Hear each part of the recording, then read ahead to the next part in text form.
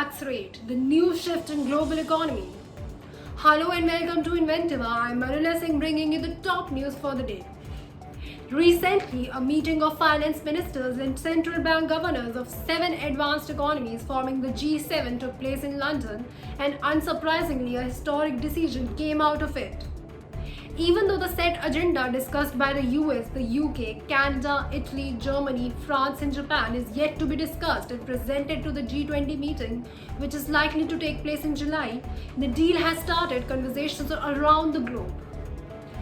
The agenda of the meeting revolved around countering tax avoidance and the reversal of the 30-year-old race to the bottom. This discussion of the 30-year-old race to the bottom was initiated by Janet Yellen, the US Treasury Secretary, where she referred to countries consistently slashing corporate tax rates in an attempt to attract multinational corporates.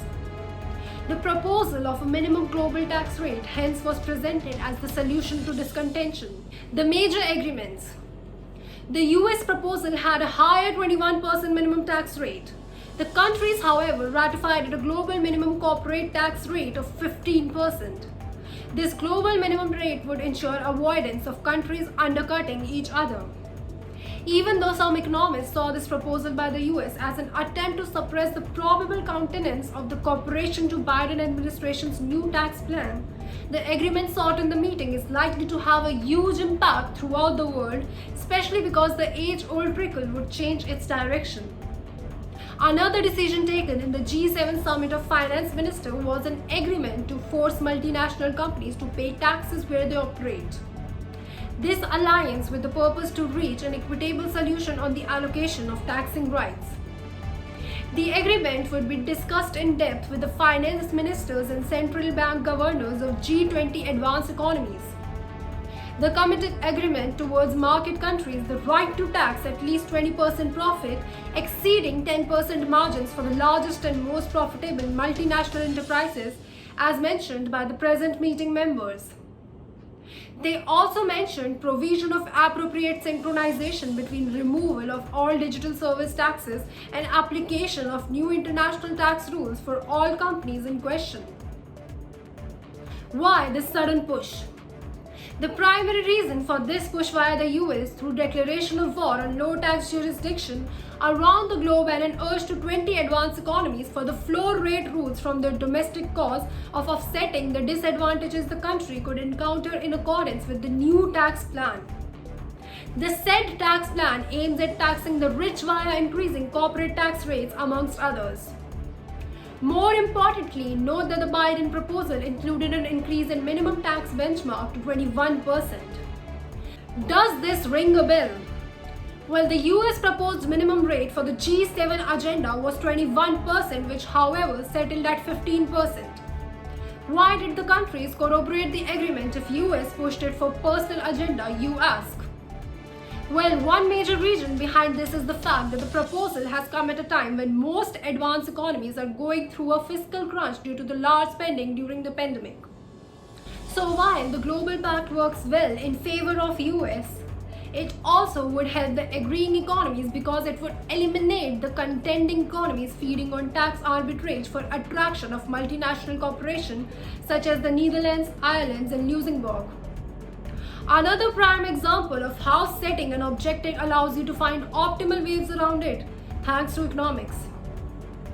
Would this clear its way in the G20 meeting too? Now the agreement, when further discussed with the G20 countries, could yield any outcome. It is because while China would not personally have an issue with the Global Pact and Global Minimum Corporate Tax ratification, especially because it lies fairly high in the tax rates comparison chart, the impact of this stipulation on Hong Kong would be a matter of concern. It is because, as per a study published by the advocacy body Tax Justice Network, Hong Kong is the 7th largest and Asia's biggest tax haven in the world, which has helped establish it as one of the world's premier financial hubs. Not only that, US and China's rather hampered relations might also stand in the way of this global tax deal, even though the International Monetary Fund stands somewhat in support of it. The target areas. Now, as far who the targets of this deal would be, will bring us to some of the world's biggest corporations that have found loopholes to brush their profits under the carpet by subsiding on complex webs to get into low tax countries such as Ireland, or Caribbean nations such as the British Virgin Islands or the Bahamas, or to Central American nations such as Panama, finding a way out from their fair share of payments. Some big names like Apple, Alphabet, Facebook, Starbucks, and Nike fall in the list too. It also targets the low tax jurisdiction economies that primarily base their revenue via tax arbitrage attraction for multinational corporations. Biden's administration proposed tax plan discussed the loss in revenue due to tax cheats, with countries like Germany and France also being amongst the top ones to lost revenue. Are all things nice? Even though the motive is to target tax evasion, it cannot be certainly argued that global minimum tax rate would be able to do much for tackling tax evasion, especially for countries like India where tax administration is disappointingly tenuous. One of the major concerns of this global pact is the fact that it takes one of the most important policy tools away from countries. It is because while the developed nations with their hefty stimulus packages cleared the way for economic recovery, developing ones like India still have a long way to go. This means that eventually they might need to lower tax rates in an attempt to boost recovery, especially considering their fiscal crunch, which, if the agreement is made, would not be a possibility, especially when it does not guarantee less tax. The purpose of this argument to shed light on the fact that countries do rely on tax tool to push policies, and taking it away impugns their autonomy to utilize their policy potential. So while taxation is ultimately a sovereign function and is extensively contingent on the needs of the country and the understanding of the government, governments are free to engage in discussions revolving around corporate tax structures and find for themselves the optimal strategy based on their objectives. As for India, there is no alternative solution for tax evasion than curbing tax evasions, and the command of it is in the country's hand.